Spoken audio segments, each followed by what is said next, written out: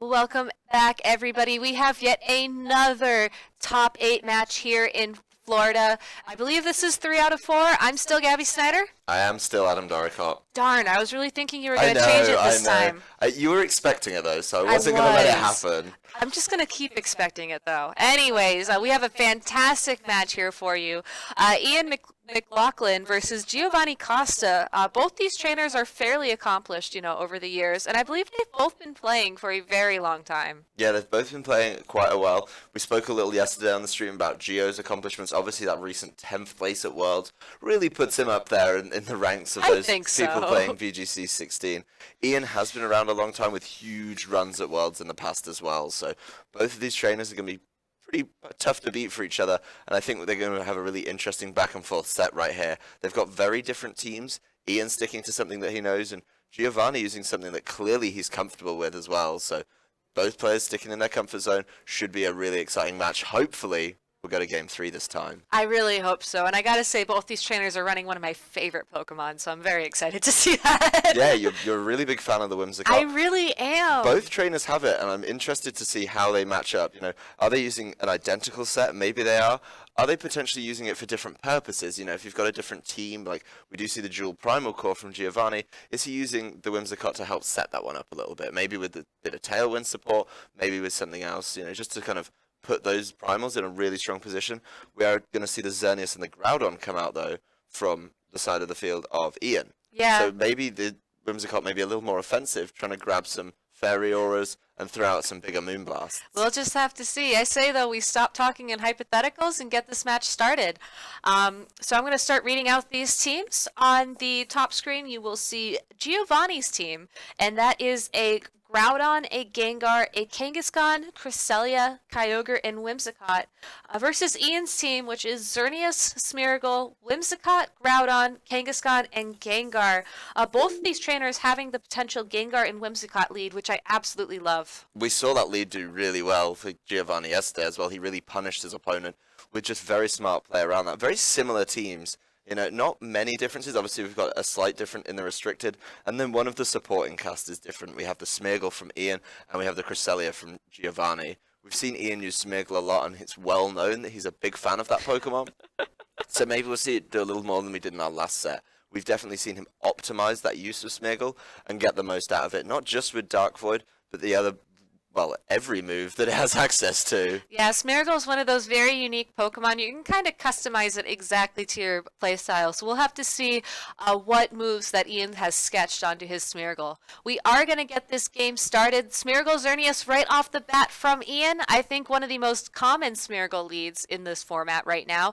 Versus Kangaskhan and Whimsicott on Giovanni's side of the field. And there is that Whimsicott. I am happy. Yeah, is that it? Are you done? We're just happy already?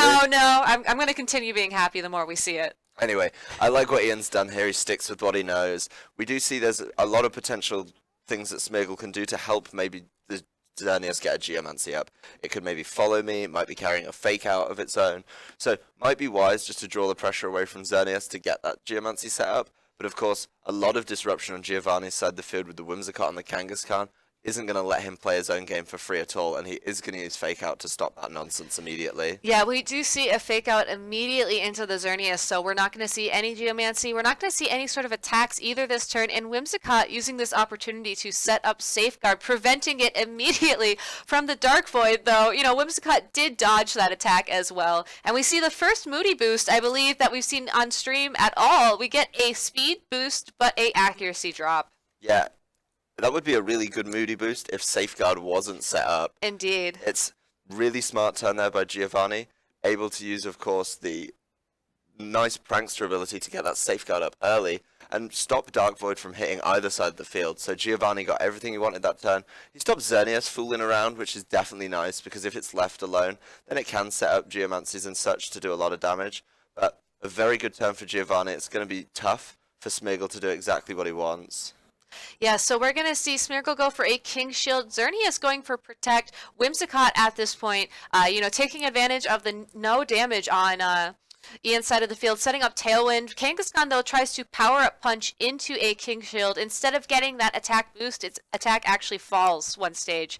And we see Smeargle get another accuracy drop, so it's probably for the best that Safeguard is up. I highly doubt that, we would see Dark Void even connect at this point anyways. Yeah, it's been a really tough game for Smeargle. I mean, Smeargle, of course, did get to throw the Spiky Shield out, and it's doing okay. It's on the field. Maybe if it stays around until Safeguard ends, it can start doing things. It's going to be tough, as you were saying, with the accuracy drop, but it can do something. It can throw out this really big follow me. It can, and Whimsicott will attack right into that with a very powerful Moonblast, almost bringing Smeargle down to its focus, or if its focus sash, almost activating that. We'll have to see. Kangaskhan going for a power-up punch. I think the benefit of Whimsicott dealing so much damage there is that Kangaskhan was only able to get one attack boost, bringing it back to a neutral attack after that King Shield lowered its attack by one stage. And we're going to see Xerneas take advantage of that follow me and use this opportunity to get that Geomancy up. Yeah, Ian finally gets what he wants on that Xerneas, I think, which is the Geomancy,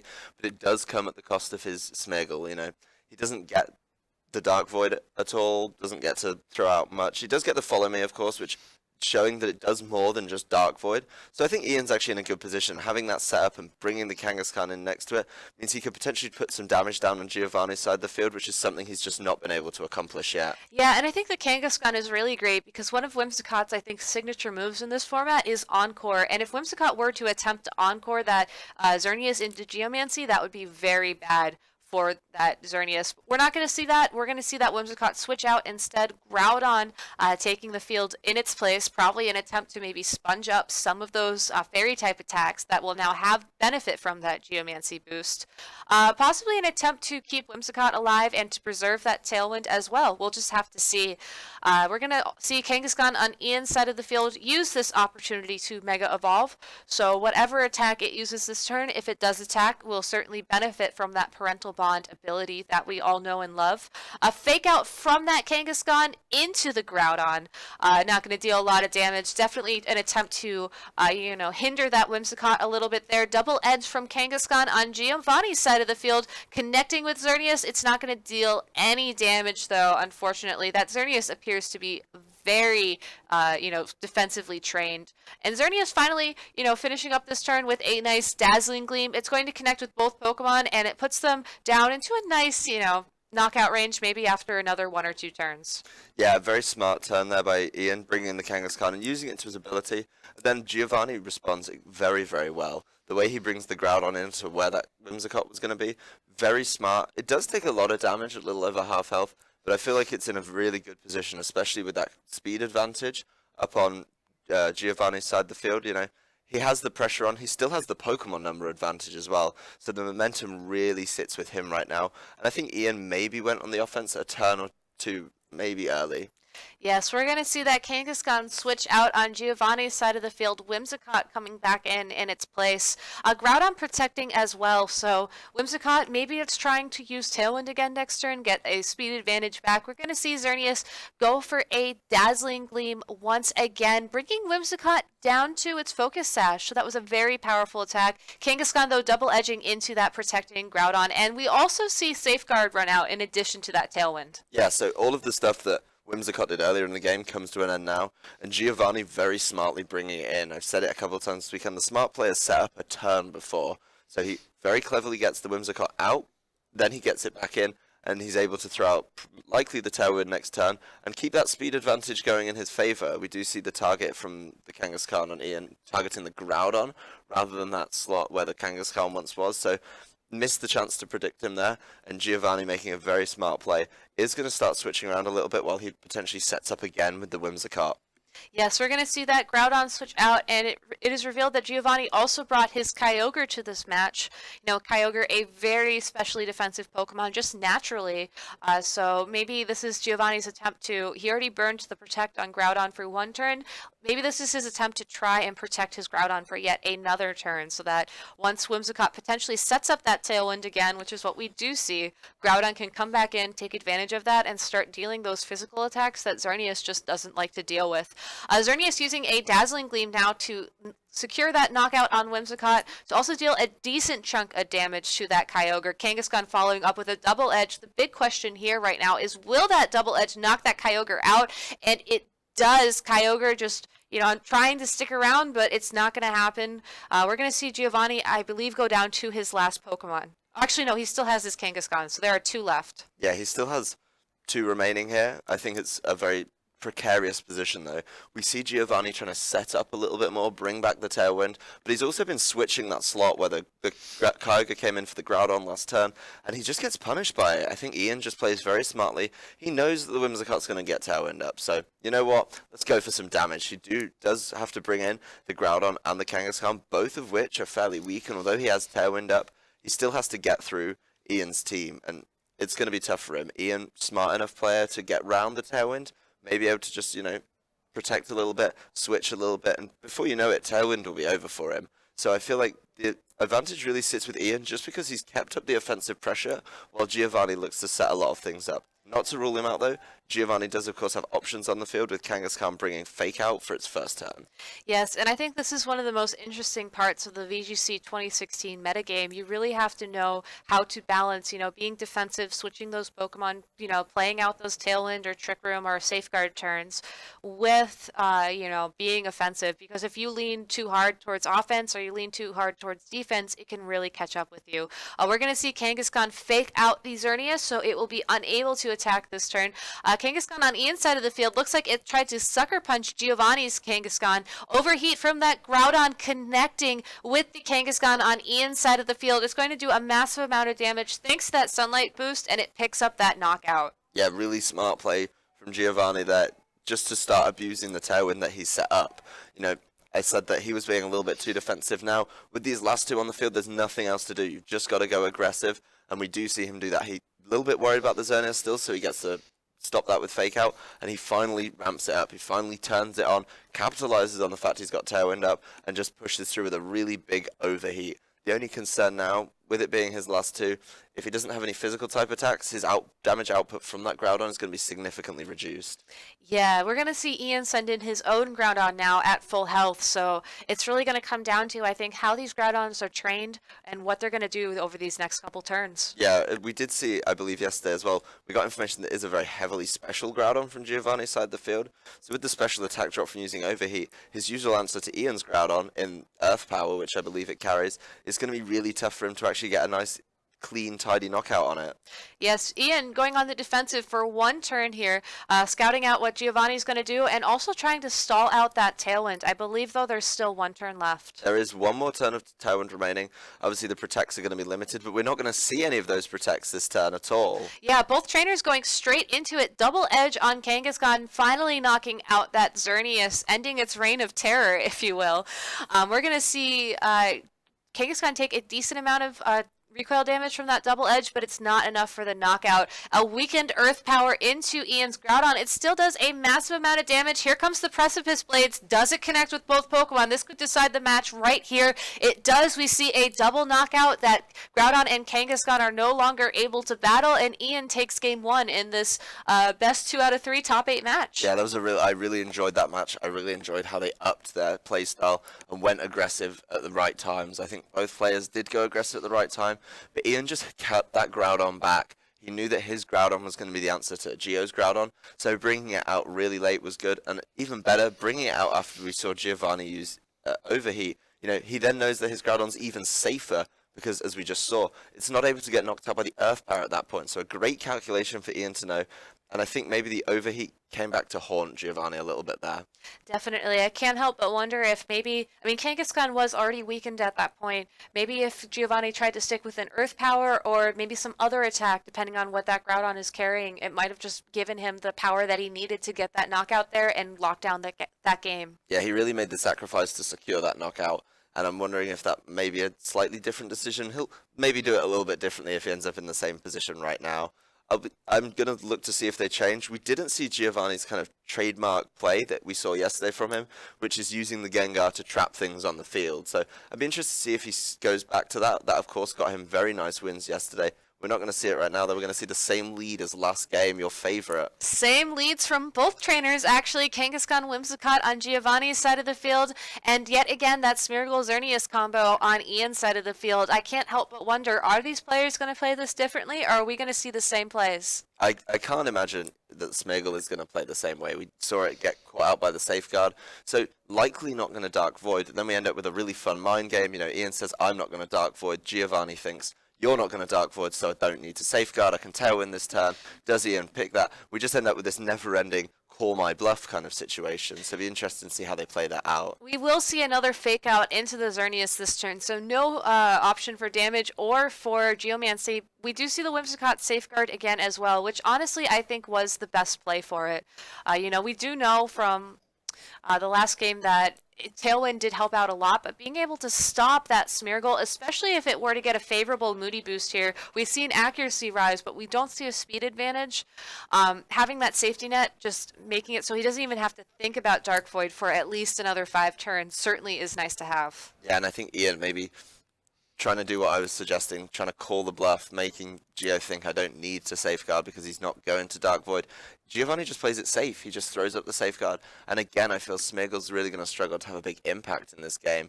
It can cause some problems. We did see it use a very wise Follow Me last game, but I think that kind of knowledge and not being able to use its trademark Dark Void here, even though that trademark belongs to Darkrai, so it's actually piracy. I really enjoy the way Giovanni's played around that. So Ian does get to use it for Follow Me purposes, maybe just trying to set up that Xerneas again to really go on the offense. Yes, and we see Whimsicott, again, potentially counter that Geomancy with another Tailwind, so we're going to have to see Kangaskhan going for a double edge, no power-up punch this time around, going to deal a massive amount of damage to that Smeargle, easily knocking it out in one hit, leaving Xerneas free to either attack, set up Geomancy. It goes for a Geomancy, so yet again, we're going to see this Xerneas just try and power through using those stat boosts to its advantage. Yeah, interesting to note Ian's Smeargle does not have a Focus Sash on it. So maybe if it's on one of the other Pokemon, likely going to be on that Whimsicott, as we've seen. Obviously, they're both using similar Pokemon, probably both using a Focus Sash Whimsicott, so good knowledge. Obviously, the Kangaskhan doesn't mind the Focus Sash anyway, but just being able to take that knockout, I don't think is an awful trade for the Geomancy going up, especially when we have the Tailwind up on Giovanni's side. The only concern for Giovanni here, I'd say, is that again, we just see really good offensive pressure from Ian. You know, Whimsicott's not going to be doing much damage. Kangaskhan's going to not do as much as maybe a primal Pokemon on the field. So Ian just, even though Giovanni's setting up the Tailwind, stopping the Dark Void, bringing in Kangaskhan now next to your Geomancy boosted Xerneas, really, really good offensive pressure. And, you know, Ian's Kangaskhan comes in later, so it can fake out without having to worry about playing some silly fake out mirror match. Yeah, and saving that fake out for later really almost guarantees him one turn of being able to deal damage with that Geomancy boost, and I think that's really what you need if you're running Xerneas. While it might not stick around for the entirety of the match, you know, using that one turn to power it up, you really need to make sure you cash in on your investment. We're not going to see that fake out though. Whimsicott going for an encore into that Xerneas. The poor thing's going to be stuck Geomancying potentially until it's knocked out. We see Kangaskhan going for a double edge into it, leaving it with, just enough HP maybe to survive one more turn. We see it go for the Geomancy once again, absorbing that power, though this time because it's not holding that mental herb item, it's just stuck doing nothing. Double edge from Kangaskhan into the Whimsicott for the knockout. Yeah, if you don't have your power herb, then it's going to be really tough for you to actually Geomancy, and a very smart play from Giovanni. I can't help but feel it's a bit of an oversight on Ian's part. He had the fake out potential there. He does run a Whimsicott himself, so be interested to see if he actually has his own encore, because he certainly didn't think about it coming from Giovanni's side of the field, and now he's stuck in Geomancy. He had the opportunity to fake it out and stop that happening, and he didn't go for it because he was worried. He wanted to get more damage down. So an oversight for Ian puts him in a really precarious position. The offensive pressure he had set up on the board with the Geomancy boosted Xerneas is useless when you're still throwing out Geomancy. Yeah, and that's honestly one of the reasons why I love Whimsicott. It's just such a great Pokemon to really disrupt and play mind games with your opponent. You can't ignore it. And I think what Ian thought there was, well, at least I'll knock it out this turn, so maybe I don't have to worry about it. But even just letting it attack that one more time was enough to completely throw off his plans, I think, for the rest of this battle. Kangaskhan on Ian's side of the field switching out. We're going to see him switch in his Groudon in its place, which I think is a very interesting play. He might have just signed himself up to take some damage from that Earth Power we saw in Game 1. So I don't know if Groudon would appreciate that. We'll just have to see. Double edge from Kangaskhan, targeting that Xerneas, going for that knockout, and it gets it in one hit. So poor Xerneas, being that Encore really just stopped it from dealing any damage in this game. And Kangaskhan, just using that to its advantage. Eruption from a full health Groudon into Ian's Groudon. It's going to deal a lot. Yeah, that was a really rough time to switch in Groudon on the inside the field.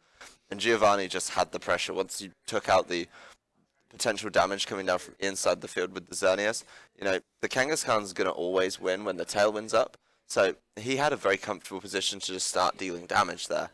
And I just like how Giovanni played that. That Encore turn, I feel, has really come through to win him the game.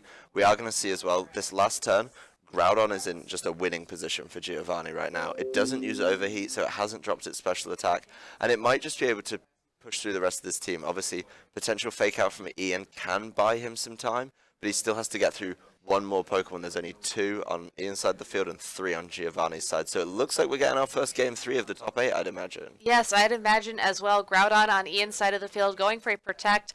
Kangaskhan using Fake Out to stop that Groudon from attacking this turn. I find it kind of strange that Groudon would Protect this turn, but maybe this is Ian's attempt to get more information going into Game 3. Double edge from that Kangaskhan, targeting the Kangaskhan on Ian's side of the field. It's going to knock it out, just barely, leaving Groudon as the only thing on Ian's side of the field. So I believe you're right, with 3 Pokemon left for Giovanni to play around with. We're going to see a Game 3. Yeah, Fake Out and Protect is not usually the best combination of moves. I know some players would get ridiculed for it, especially if they do it on turn 1, but there's nothing to ridicule for it in a best 2 out of 3 situation. He just wants to see a little bit more of what's on Giovanni's team. I'm sure he has a good idea already, but any information you can take to Game 3 is going to be good information. Both of them have seen a lot. They're trying to figure out the items on that supporting cast in particular. We are going to see the Kangaskhan finish up the knockout on Ian's Groudon, and they're going to push us through to the 3rd game of the set. Yeah, so I'm really excited. I think we saw these trainers adjust a little bit after Game 1. I would imagine now we're going to see them adjust a lot. I mean, Ian, he was punished very hard for trying to rely on that Geomancy again. I wonder if he's going to, go for Smeargle Xerneas again, or maybe we'll finally see him lead something else. I think the onus is definitely on Ian to switch it up and bring a new tactic out of this team, because we saw Gio didn't do badly against it in Game 1. Even though he lost, he still brought it very close. Obviously, in Game 2, he knows what's coming, and then he gets the win. So I think the onus is on Ian to bring something completely different. And if he does that, does Giovanni have the answer to it? We haven't seen much change between Game 1 and 2 for Giovanni. We didn't see the Gengar come out. We didn't see Cresselia. So I wonder if, he's concerned that maybe Ian starts to bring Whimsicott as that very supportive but disruptive team member instead of the Smeargle. Does Gio read that? Does he bring the Gengar instead? I don't know. And one thing that's really interesting about a Whimsicott mirror match is, we already know that Giovanni's Whimsicott carries Encore and Safeguard, which, depending on how these Whimsicott are trained in speed, could allow him to potentially win that mirror if Ian ends up bringing it. So, if I were Gio, I would feel pretty comfortable with the Pokemon I brought last turn and how I played it. I would be really tempted just to do the same thing once again. Yeah, I feel like Gio's in a very good position. And when it comes to mental fortitude as well, both these players have got it, but it's going to be really tough for Ian, I think, to just really forget what happened in Game 2 apart from the information he gathered. A couple of things went really wrong there. We had the Dark Void going into the Safeguard again, and we had the Encore hitting him after the Geomancy. So a couple of really bad turns for Ian that he just needs to forget about. Just remember that they happen, but not get too stressed out by it. He now knows the kind of weird things that Gio's team can do. Probably not going to do the same thing. He's probably not going to Geomancy in front of a Whimsicott again. Yes, so going into game 3, I think it's safe to say that Ian's going to try and let go of game 2 and move on into game 3. We have both trainers ready to go here. We're going to see that Whimsicott once more from Gio, but we finally see Gengar, its preferred partner, enter the field, and Ian yet again leads with that Smeargle-Xerneas combo. Yeah, so a change from Gio, but exactly the same sticking from Ian. You just wonder if Gio's going to be able to put the safeguard up again. I do really like that he bought the Gengar, though. It does give him a really reliable way to put damage down on the Xerneas. Obviously, Smeargle can cause some trouble with the Follow Me pulling potential Sludge Bombs away, but I like that he's changed up something, and I feel like he's going to change his playstyle based on what he's learned in Game 1 and 2. Yes, and I think one thing that's really interesting here is Whimsicott has the ability to set up Safeguard, and then Gengar can trap Smeargle on the field with absolutely nothing to do except Follow Me, which we saw last game. Losing Smeargle very early on seemed to hurt Ian. I see the combo here to just completely destroy its strategy right off the bat. Yeah, we also saw as well yesterday, if you remember, that Giovanni's Gengar has Disable. So we could see the Encore and Disable combination again. And if Smeargle's trapped on the field doing, it can't Dark Void, it's likely only going to be able to Follow Me or maybe throw out its protective moves. If Giovanni can call that and disable it, it's going to put him in a really good position. Definitely. Whimsicott going for a Safeguard. Smeargle learning a lesson from the last 2 games, going for Follow Me turn 1, taking that Sludge Bomb away from the Xerneas, but it deals a one-hit knockout thanks to a critical hit there. So Smeargle, unfortunately, is yet again unable to do much to help this match. Xerneas is left on the field to Geomancy, but, Giovanni can always just Encore that, so we'll have to see what happens in turn 2. Yeah, the Smeargle bringing it every game just hasn't paid dividends for Ian at all. It's struggled to have an impact in every single game because of the presence of the Whimsicott from Giovanni. He does, of course, go for the Geomancy in front of the Whimsicott again, so it could be a little bit treacherous. Likely we're going to see him bring in that Kangaskhan again. We do. So now this game, if he learnt from game 2, if he learnt his lesson, he's going to have to fake out that Whimsicott. But the problem with that is you leave Gengar free to attack your Xerneas, and we know that Gengar is one of the fantastic ways to answer Xerneas in this format. Definitely. Honestly, I think rather than attacking, I'd be way more afraid of Gengar going for a Disable and just completely stopping Xerneas from using one of its more offensive moves. I mean, if we see it go for a Dazzling Gleam here, Ian will lose the ability to attack both Pokemon on Giovanni's side of the field at once, or if he disables Moonblast, then that's a huge amount of damage that Ian will just be unable to deal now. Yeah, it's a bit of a mind game, though. You've got to make sure you disable at the right time. You don't want to try and disable, hit a Protect, and you've kind of wasted the turn. The Gengar as well, though, also puts good pressure on the Kangaskhan, as we saw yesterday in a few matches. We did see some Gengars carry Will-O-Wisp. We didn't actually see it from Giovanni's side of the field, but Ian's still got to be a little bit scared of it. Yes, Whimsicott switching out, so we're not going to see an Encore, but we're also not going to see Ian, be able to shut it down quite yet. So it'll certainly be back later on in this game to cause some fun antics. I can't see the screen. Thank you very much. Kyogre setting up that rain ability. Kangaskhan mega evolving. So it's very likely we're going to see another fake out, or maybe if Ian, called this play, maybe we'll see something like a Sucker Punch or a Double Edge. But nope, we see that fake out into the Kyogre. So Ian was definitely trying to prevent that Whimsicott from using Encore once again. Xerneas going for a Dazzling Gleam. Going to deal a significant chunk of damage to both Kyogre and Gengar, and Gengar going for that Sludge Bomb onto the Xerneas, and despite the special defense boost, it still does a lot. Yeah, it does a lot of damage. Obviously, it would have been a lot worse if Geomancy wasn't on the field, and I think Ian does well there to ramp up the aggression. Both these players have been playing in really big momentum swings, back and forth, and bringing in the Kangaskhan for Ian is just a good momentum swing. He makes sure that Giovanni has to not use that Whimsicott, and if he's going to have to switch it, or just protect it, he's able to throw out a lot of damage. Doesn't even get hit by that much damage back from the Gengar. I mean, bringing in that Kyogre was a really rough time for it. Likely going to be able to get knocked out by another Dazzling Gleam as well, and I feel like Giovanni doesn't have a way to stop that, so Ian could very quickly level up the number of Pokemon on the field and then keep that momentum going. Yeah, so we're going to see Gengar protect this turn. Moonblast going into that protect. Kangaskhan using its Double Edge, trying to knock out that Kyogre. Will it succeed? It does. So despite the fact that Xerneas did not go for spread damage there, Ian is still able to get the result he wanted and get at least one knockout on Giovanni's side of the field this turn. Yeah, I think it's odd to see the way that Giovanni played that. He knew that it was going to be a really rough time to try and get Kyogre in. So he brings it in just to make sure that Whimsicott has just safe time later. So that it obviously has the Whimsicott mean a lot to Giovanni's team here.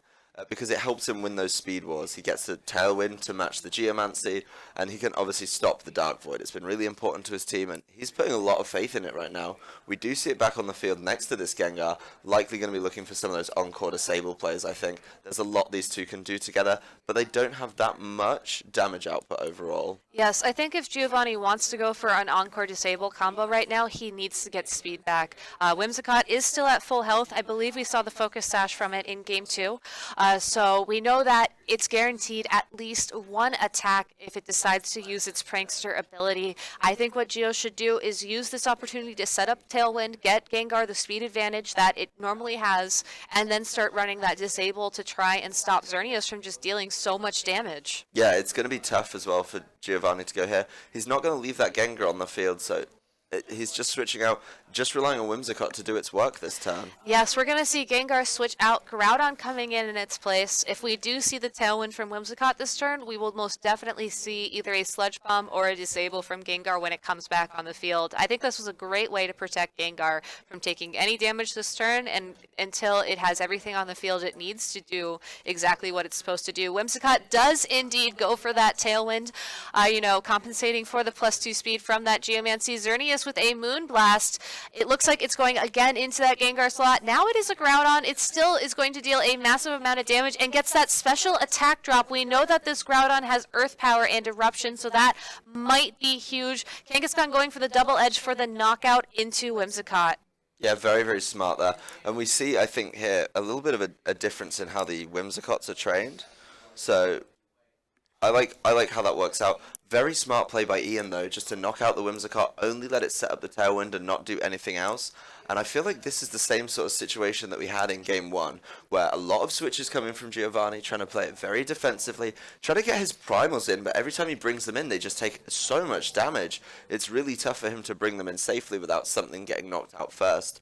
Very tough game for him to play, and the Groudon, we see it come in, is going to be the focal point of its team, and with the special attack drop, it's going to be really hard for it to deal huge damage. Yes, I'm really excited to see, what's going to happen during these last couple of turns. It's definitely down to the mind games right now. So both these trainers taking as much time as they need. Kangaskhan going for the Sucker Punch. It fails. Gengar disabling the Moonblast on Xerneas. Was Ian able to predict this? It goes for a Dazzling Gleam, so it's going to deal a massive amount of damage to both Pokemon on the field. Will it pick up that knockout? It misses. Earth Power from Groudon into that Kangaskhan.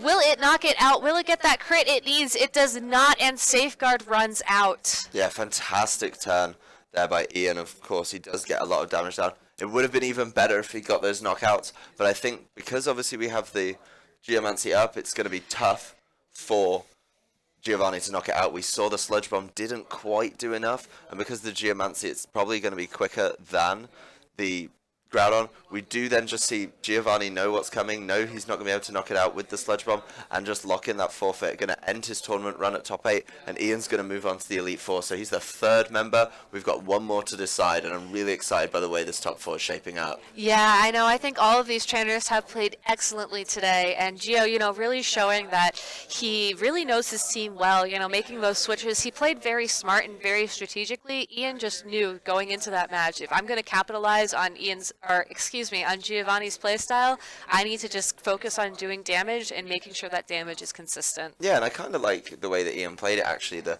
whole Smeargle thing we were talking about, Smeargle wasn't doing anything. Maybe that's actually not a bother for him. I mean, every time he got up a Geomancy on Xerneas, in the 2 games he won, he just really capitalized off it. I feel like Giovanni didn't have an adequate answer to the Geomancy because he was a little bit concerned about stopping the Smeargle. So Tailwind wasn't quite enough. Going to be tough for him to beat it. Yeah, and I think that's one of the amazing things about Smeargle is if you play it right, you can really force your opponent to make some very hard decisions. In this case, it was, do I try and deal with Dark Void or do I try and deal with Geomancy? So we'll just have to see, if Ian continues this trend going on to the next round of the top 4. Yeah, he's going to have a really tough matchup. He's playing Ashton, I believe. Oh, so that's going to be a lot of fun, It's going to be a very, very fun match. We are going to take a brief break, and I believe we're going to have a winner's interview with Ian, which you're going to take for us. Yes. Okay. I'll take it.